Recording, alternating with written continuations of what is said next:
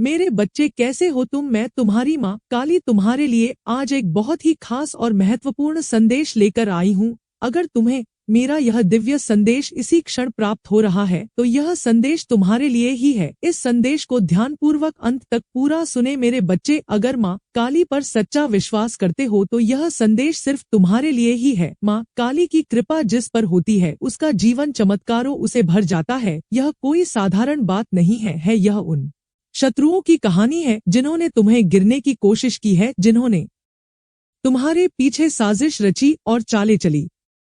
बहुत पुरानी बात है, जब धरती पर अधर्म और अत्याचार का अंधकार गहराने लगा था, तब असुरों का आतंक दिन पर दिन बढ़ता जा रहा था।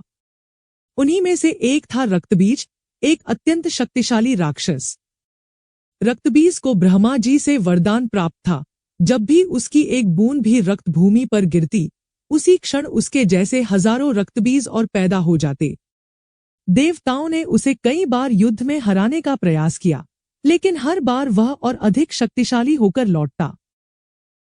रक्तबीज के बढ़ते आतंक से स्वर्ग, पृथ्वी और पाताल तीनों लोग भयभीत हो उठे। तब सभी देवता मां दुर्गा के शरण में गए।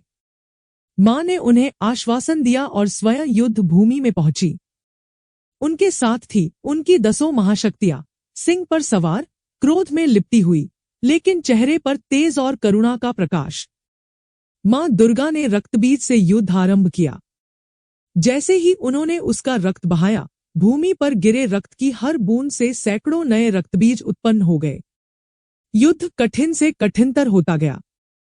तब मां दुर्गा ने अपने भीतर से एक नई शक्ति का आह्वान किया और प्रकट हुई मां काली।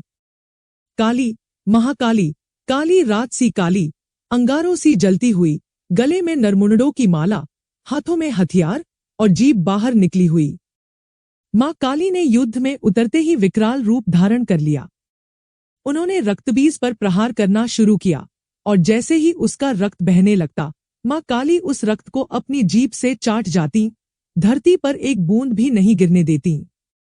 उनके इस क्रोध और तेज से रक्तबीज भयभीत हो उठा। वह जितना प्रयास करता, मां काली उतना ही प्रचंड होती जाती।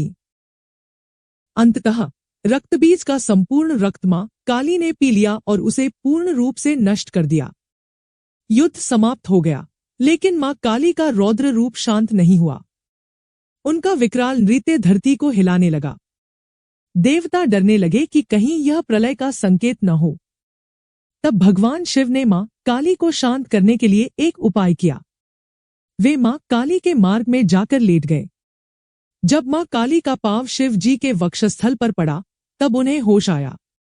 उन्होंने अपनी जीभ बाहर निकाली। यह लज्जा और पश्चाताप का प्रतीक था, और फिर वह शांत हो गई। सीख: यह कथा हमें सिखाती है कि जब बुराई अपने चरम पर पहुंचती है, तब देवी की महाशक्ति जागृत होती है।